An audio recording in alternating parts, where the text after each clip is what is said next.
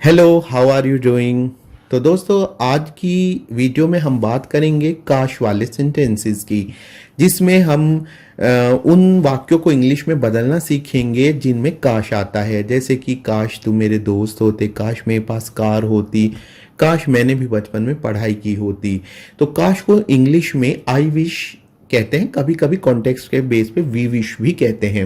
Wish का मतलब होता है इच्छा, और ये इच्छा भूतकाल, वर्तमान काल, भविष्य काल यानी पास्ट, प्रेजेंट या फ्यूचर की हो सकती है। तो इंग्लिश में विश शब्द के जरिए हम या तो भूतकाल की अधूरी इच्छा जाहिर करते हैं, या फिर वर्तमान काल और भविष्य काल की ऐसी इच्छा कहते हैं जिसके पूरे होने की पॉसिबिलिटी नहीं होती है। अब मैं आपको ट्रिक बताता जाऊंगा और आप नोट करते जाइए। सबसे पहले हम बात करेंगे भूतकाल की इच्छा, यानी काश का पहला इस्तेमाल है। एग्जाम्पल सबसे पहले, क्योंकि समझने में आसानी हो जाती है। जैसे कि मैं आपको एक सेंटेंस बोलता हूं, काश मैंने तुम्हारी बात मान ली होती। मैं एक ऐसी बात के बारे में बात कर रहा हूं जो भूतकाल की बात है, कि काश मैंने तुम्हारी बात मान ली होती, काश मैंने पढ़ाई की होती, काश मैं बचपन में स्कूल गया होता। यानी कि अब वो चैप्टर क्लोज हो चुका, बस मेरी इच्छा है। तो दोस्तों, इंग्लिश बनाने की ट्रिक बहुत आसान है। और क्या है, काश की इंग्लिश आई विश से बनाएंगे, और बाकी वाक्य की इंग्लिश का जो पास्ट परफेक्ट का रूल होता है उसके अकॉर्डिंग बनाएंगे। तो फॉर्मूला नोट कीजिए, I wish plus past perfect. अब मैं आपको सेंटेंस की इंग्लिश बनाना सिखाता हूं। काश मैंने तुम्हारी बात मान ली होती, तो लिखिए काश की इंग्लिश तो क्या लिखेंगे, आई विश। अब सेंटेंस है मैंने तुम्हारी बात मान ली होती, इसमें सब्जेक्ट क्या है, मैंने, और इसमें वर्ब क्या है, लिसन। जब हम बात मानने को क्या बोलते हैं, लिसन टू। और ऑब्जेक्ट क्या है इसमें, तुम्हारी बात यानी यू। तो पास्ट परफेक्ट का रूल क्या होता है, subject plus had plus verb की थर्ड फॉर्म। तो इंग्लिश क्या होगी, I had listen to you. अब पूरे वाक्य की इंग्लिश क्या हो जाएगी, काश मैंने तुम्हारी बात मान ली होती। बनाइए आप, I wish I had listened to you. एक और सेंटेंस बनाइए, काश मैंने पढ़ाई की होती। काश की इंग्लिश क्या हुई इसमें, आई विश। मैंने पढ़ाई की होती, इसको पास्ट परफेक्ट में बनाइए, मैंने आई हैड, पढ़ाई करने को क्या बोलते हैं, study. I wish I had studied. समझ गए आप। तो इस तरह हम बनाएंगे काश की वो इच्छाएं जो भूतकाल से संबंधित हैं। दूसरा इस्तेमाल काश का, प्रेजेंट की इच्छा, और ये ज्यादातर सेंटेंसेस में हम यही कहते हैं, काश मेरे पास कार हो जाए, काश मेरे पास कार होती। हिंदी सेंटेंसेस के स्ट्रक्चर को हम दोनों तरह से व्यक्त कर सकते हैं। अगर मैं कह रहा हूं काश मेरे पास कार हो, या मैं कहूं काश मेरे पास कार होती, तो दोनों का मतलब सेम ही है। मैं एक ऐसी इच्छा कह रहा हूं कि वर्तमान में मेरे पास कार नहीं है, और मैं उस इच्छा की बात कर रहा हूं। तो आप हिंदी स्ट्रक्चर को भी नोट करें कि या तो हम इस तरह बोलेंगे, काश मेरे पास कार हो, काश सरकार मेरी मदद करे, या हम हिंदी सेंटेंस को ऐसे भी बोल सकते हैं, काश मेरे पास कार होती। लेकिन बोलने वाला ये जानता है कि वो वर्तमान की बात कर रहा है। अगर आप पास्ट का सेंटेंस अभी अभी जो हमने देखा उसमें और वर्तमान में डिफरेंस करें, जैसे मैंने कहा काश मेरे पास कार होती, आप कैसे पता लगाएंगे कि वर्तमान का सेंटेंस है या भूतकाल का सेंटेंस है। तो आप इसको, ये डिपेंड करता है बोलने वाले पर। अगर बोलने वाला बात कर रहा है वर्तमान की, यानी अब काश मेरे पास कार होती, तो हम इसे मानेंगे वर्तमान की इच्छा। और अगर मैं कहूं कि काश सन 2010 में मेरे पास कार होती, और अब चल रहा है 2020, तो हम क्या मानेंगे कि ये जो है भूतकाल की इच्छा है, क्योंकि मैं बोल रहा हूं 2010 में मेरे पास कार होती। तो प्रेजेंट की इच्छा को आप अच्छे से समझ लीजिए कि उसको हिंदी में हम कैसे बोलते हैं। इंग्लिश बनाने की ट्रिक बहुत आसान है, और ट्रिक क्या है, काश की इंग्लिश आई विश बनाएंगे, और बाकी वाक्य की इंग्लिश जो पास्ट इंडेफिनिट का इंग्लिश का रूल होता है उसमें बनाएंगे। तो फॉर्मूला नोट कीजिए, I wish plus past indefinite. अब मैं आपको दो सेंटेंस बता देता हूं, आप इनको नोट कीजिए।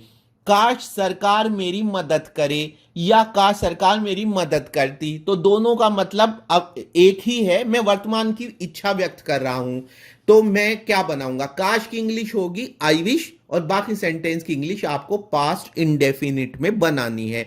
आप रिकॉल कीजिए पास्ट इंडेफिनिट का क्या रूल होता है। अगर अफर्मेटिव सेंटेंस है, यानी जिसमें नहीं नहीं आ रहा है, नहीं का इस्तेमाल नहीं हो रहा है, या फिर प्रश्नवाचक भी नहीं है, तो ऐसे सेंटेंस को, जो सेंटेंस होते हैं उनको हम बोलते हैं अफर्मेटिव।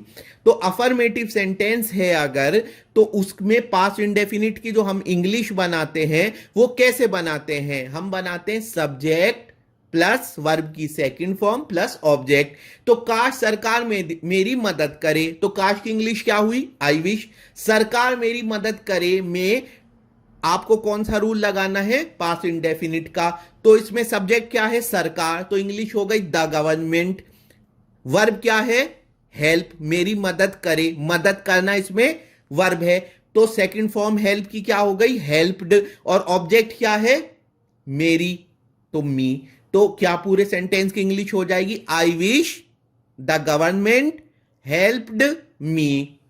नेक्स्ट सेंटेंस, काश तुम मुझे परेशान ना करो, तो इसमें काश की इंग्लिश तो आई विश हो गई, लेकिन पास्ट इंडेफिनिट का रूल होता है अगर नेगेटिव सेंटेंस है तो उसमें आप क्या यूज करते हैं? डिड नॉट प्लस वर्ब की फर्स्ट फॉर्म।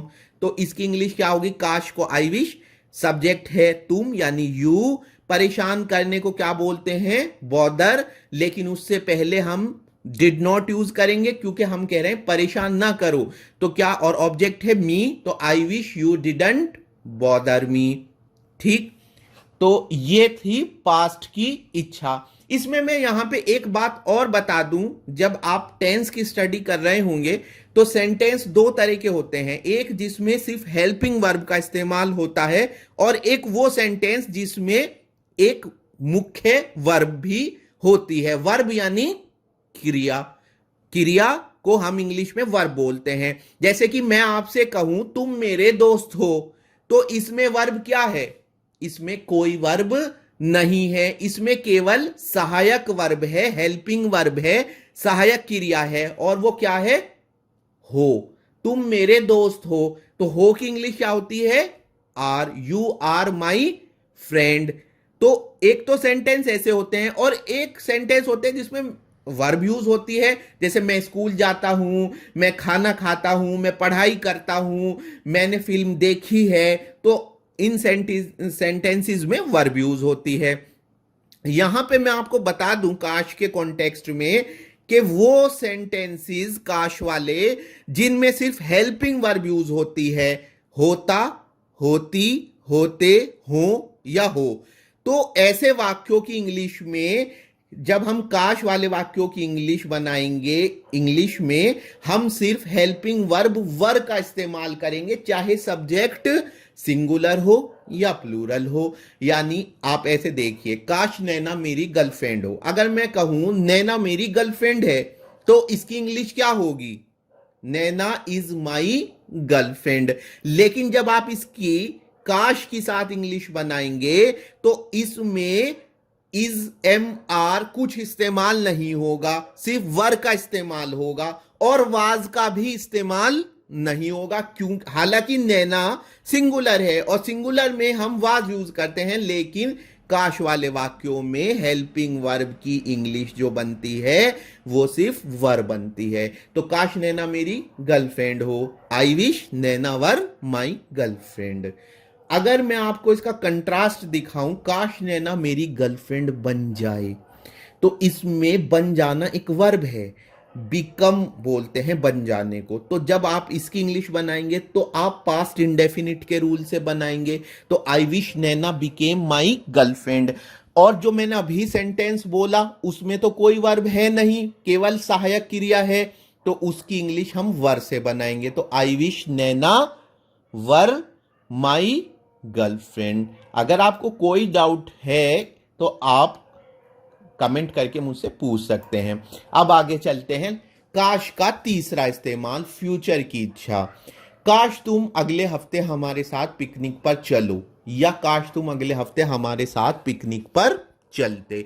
दोनों का मतलब एक ही है। यहां मैं आपको एक बात क्लियर कट बता देना चाहता हूं कि ये बात कहते टाइम कहने वाले को पता है कि जिस व्यक्ति से वो बात कर रहा है वो पिकनिक पर साथ नहीं जाएगा, एटलीस्ट अभी उसका प्लान नहीं है, इसलिए ये इच्छा है, होप नहीं है। काश में यानी विश में और होप में यानी उम्मीद में डिफरेंस होता है। उस पे मेरी अलग से वीडियो है, अलग वीडियो आएगी, आप उसको देखना वीडियो को। फिलहाल हम काश पे कंसंट्रेट कर रहे हैं। अगले हफ्ते का इस्तेमाल हमें बताता है कि इच्छा फ्यूचर की है। इंग्लिश बनाने की ट्रिक वेरी इजी। काश की इंग्लिश आई विश बनाइए, बाकी वाक्य की इंग्लिश वुड के साथ वर्ब की फर्स्ट फॉर्म से बनाएंगे। तो देखते हैं कैसे। काश तुम अगले हफ्ते हमारे साथ पिकनिक पर चलो। तो जैसे कि मैंने अभी बताया, मैं फिर से इस बात को अंडरलाइन कर देता हूं कि सेंटेंस में अगले हफ्ते का इस्तेमाल यह बताता है कि इच्छा फ्यूचर के बारे में है, और इच्छा करने वाले को यह बात पता है कि जिस व्यक्ति को यह बात बोला है वो अगले हफ्ते पिकनिक पर उसके साथ नहीं जाएगा, इसलिए उसने इच्छा व्यक्त की। अगर वो व्यक्ति ये ना जानता होता कि वो पिकनिक पर नहीं जाएगा साथ में, तो हम इसकी इंग्लिश दूसरे तरीके से बनाते, होप से बनाते। लेकिन फिलहाल हम विश पर कॉन्सेंट्रेट रखते हैं। तो काश तुम अगले हफ्ते हमारे साथ पिकनिक पर चलो या चलते की इंग्लिश क्या होगी? I wish. और बाकी सेंटेंस की इंग्लिश मैंने क्या बताया आपको? वुड के साथ वर्ब की फर्स्ट फॉर्म से। तो सेंटेंस तुम अगले हफ्ते हमारे साथ पिकनिक पर चलो, इसमें बताइए आप मुझे सब्जेक्ट क्या है। सब्जेक्ट है कौन जाने का काम कर रहा है, तुम तो यू, और क्रिया क्या है, वर्ब क्या है, पिकनिक पर जाना यानी कि कम। तो इसकी इंग्लिश क्या होगी? You would come with us, हमारे साथ, ऑन द पिकनिक, पिकनिक पर next week. I wish you would come with us on the picnic next week. आप इसको कॉन्ट्रैक्शन में भी बोल सकते हैं, I wish you'd come with us on the picnic next week. काश अगले महीने एग्जाम्स ना होते, तो आप क्या बोलेंगे? I wish there would be no examinations next month. आप समझ रहे हैं ना ट्रिक्स के कैसे इसको हम जो है बनाते हैं। अब हम चलते हैं आगे। देखिए, एक बात पे मैं जोर देता हूं बहुत, और अपने स्टूडेंट्स को मैं इस बात से एकदम इम्यून कर देता हूं। मेरा स्टूडेंट गलती कर ही नहीं सकता है। मैं अपने स्टूडेंट को विश और होप में बहुत अच्छे से डिफरेंस समझा देता हूं, लेकिन मैं एक पिटफॉल की तरफ फिलहाल आपका ध्यान दूंगा, क्योंकि उस पे मेरी सेपरेट वीडियो है होप वाले सेंटेंसेस पर। तो इसमें जो है विश के साथ कभी भी प्रेजेंट टेंस का इस्तेमाल नहीं होगा। अगर मैं आपसे कहूं काश मैं तुम्हें भूल जाऊं, तो कौन बताएगा इसकी इंग्लिश क्या होगी? बताओ, ये कौन सी इच्छा है? ये है प्रेजेंट की इच्छा। रूल है काश की इंग्लिश आई विश, और बाकी सेंटेंस की इंग्लिश पास्ट इंडेफिनिट में। तो पास्ट इंडेफिनिट के अफर्मेटिव में वर्ब की कौन सी फॉर्म होती है? Second form. तो I wish I forgot you सही इंग्लिश है, और I wish I forget you wrong English है, बिल्कुल गलत है। काश के साथ कभी भी प्रेजेंट टेंस का इस्तेमाल नहीं होगा। तो चलते चलते मैं आपको एक बात और बता देना चाहता हूं कि आई विश जो है वो यूनिक वर्ड नहीं है। इसकी जगह वुड दैट का भी इस्तेमाल होता है, इफ ओनली का भी यूज़ होता है। तो आर्किक इंग्लिश जो कि पुराने टाइम में इस्तेमाल होती थी, उसमें आई विश की जगह वुड दैट का इस्तेमाल होता था। और आज भी हंसी का प्रभाव लाने के लिए या फिर पुराने ज़माने का प्रभाव लाने के लिए आई विश की जगह वुड दैट का इस्तेमाल हो जाता है। जैसे काश तुम मेरे दोस्त होते को हम आई wish you were my friend generally कहेंगे, लेकिन आर्केइक इंग्लिश में हम इसको would that you were my friend कहेंगे। तो दोस्तों, मेरी ये वीडियो आपको कैसी लगी ज़रूर बताइएगा। आपका फीडबैक मेरे लिए बहुत इंपॉर्टेंट है। मेरी वीडियोस आती रहेंगी अगर आप हमें कमेंट बॉक्स में कमेंट करते रहेंगे।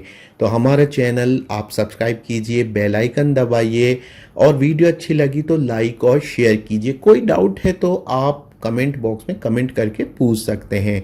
तो नेक्स्ट वीडियो जल्दी ही आएगी, तब तक थैंक यू वेरी मच।